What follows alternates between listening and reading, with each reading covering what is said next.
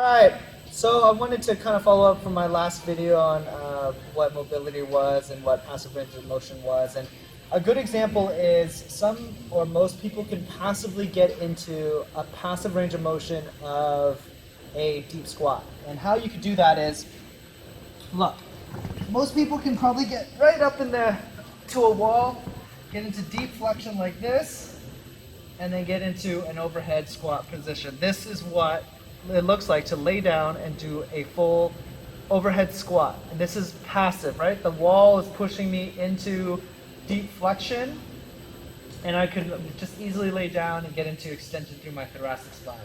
This is what we call passive ranges of motion. But I'm not controlling this at all. I'm letting everything, gravity do its work, I'm letting the wall do its work.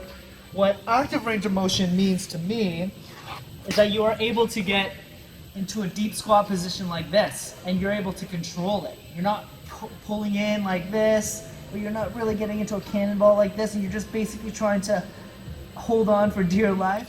No, you can get into a deep squat position like this, keep your hands up above your head, and you can do this all day long.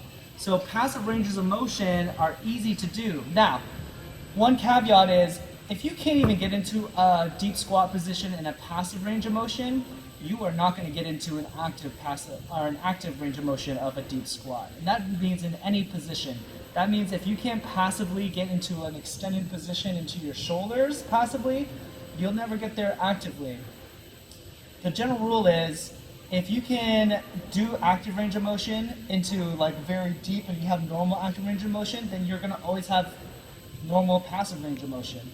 But it doesn't work the other way around. Just because you have passive range of motion doesn't mean that you have active range of motion, which is, to me, the definition of mobility. If you want more information, please go to my website at www.drwusportspod.com. And if you want to email me or get in contact with me, my email address is drwusportspod@gmail.com. Have a great day.